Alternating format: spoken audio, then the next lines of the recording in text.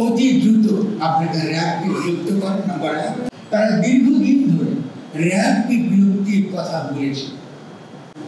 প্রথম যখন র্যাব গঠিত হয় তখন যারা মনে আছে সাংবাদিক মনে রাখতে পারে, আমার একটা লেখা আমি লিখেছিলাম, সেখানে আমি লিখেছিলাম এই র্যাবের কারণে আজকে বিএনপির পতন ঘটবে আজকে বাংলায়।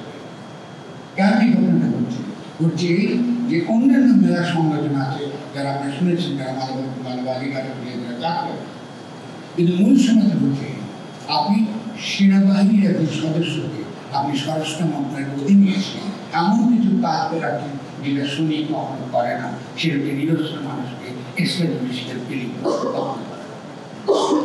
সৈনিক মাত্রই সে সবসময় আরেকজন অস্ত্রধারীর বিরুদ্ধে লড়াই করে, কখনো নিরস্ত্র মানুষের বিরুদ্ধে সে বন্ধ করে। কিন্তু আমরা আমাদের সংস্কৃতির মধ্যে এটা ঢুকিয়েছি। আজকে স্বরাষ্ট্র মন্ত্রণালয়ে আমাদের মাননীয় উপদেষ্টা তিনি হাজির আছেন।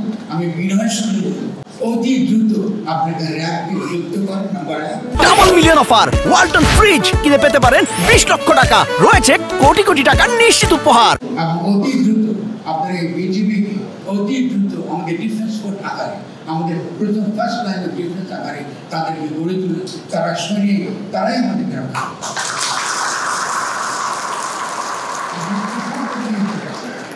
আমাদের সৈনিকরা অপমান করেছে। সৈনিকের মর্যাদা, আমার একটা বই আছে নাম মনে প্রতিরক্ষা, বহুদিন আগে লিখেছি, সেখানে আমি প্রথম একটা কথা বলেছি, সৈনিকের মর্যাদা যে জাতি বুঝতে পারে না, কথায় কথায় সৈনিককে নিন্দা করে, এই জাতি কখনো বর্জন করতে পারবে না। পৃথিবীতে কোনো রাষ্ট্র গঠিত হয়নি, পৃথিবীতে কোনো বড় বড় জাতি কখনো বড় জাতিতে বৃহত্তর সভ্যতার ক্ষেত্রে বৃহত্তর অবদান রাখতে পারে না যারা গোলামের ভাবনাকে জন্মগ্রহণ করে। ফলে সৈনিকতা অত্যন্ত গর্বের বিষয়। এবং সৈনিকতার যে গর্বের বিষয় হয়, আজকে আমরা দুই ধরনের সৈনিক, আসলে একই ধরনের সৈনিকরা একসঙ্গে বসেছি। এখানে হাসনাতরা রয়েছে, তারাও সৈনিক। আজকে এখানে যারা বসে আছে আমার ভাইরা পঙ্গু হয়ে যুদ্ধ করতে, কার বিরুদ্ধে যুদ্ধ করেছে? আসলে শেখ হাসিনা তো আসলে তো ছিল ভারতের একটা দালাল স্থানে। এটা একটা যুদ্ধ চলেছিল বাংলাদেশের জনগণের বিরুদ্ধে 15টা বছর। আমরা সেই যুদ্ধ সহ্য করেছি।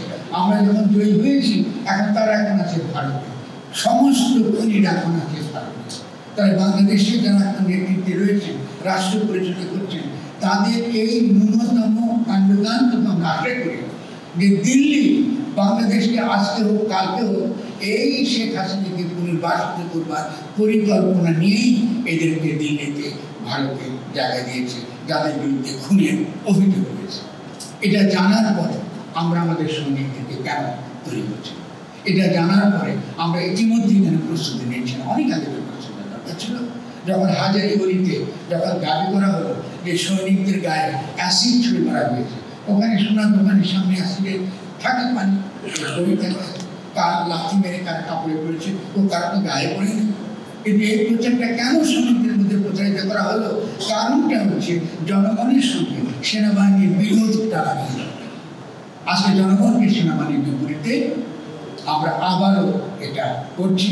নানানভাবে আমরা অনেকে অনেক মন্তব্য করছেন, বিজেপি সম্পর্কে মন্তব্য করছে শুনেছি আমি, অনেকের অনেক ভুল ধারণা আমি শুনেছি। এগুলো আমাদের জন্য ইতিবাচক নয়। আমরা এই ধরনের প্রোপাগান্ডা থেকে বেরিয়ে আসতে হবে। সৈনিক ভাবতে আমি বিনয়ের সঙ্গে বলব, প্রোপাগান্ডার দ্বারা প্রভাবিত হবে না। দেশের মধ্যে যে দ্বন্দ্ব, জনগণ বনাম সৈনিক, এই দ্বন্দ্ব আমরা 5ই অগাস্টে আমরা ফিরে এসেছি অতীতের বিষয়। এখন একজন সৈনিক যেমন নাগরিক, একজন নাগরিক যারা সৈনিক, যদি তার ঠিক হয় তাহলে অবিলম্বে, এটাও আমি স্বরাষ্ট্র মন্ত্রণালয় আর মাননীয় উপদেষ্টা হাজির হয়েছেন, আমি আপনাদের মাধ্যমে হাজির করতে চাই। অবশ্যই আমাদের দ্রুতবেগী বাধ্যতামূলক সামরিক শিক্ষা দরকার। আমরা এখানে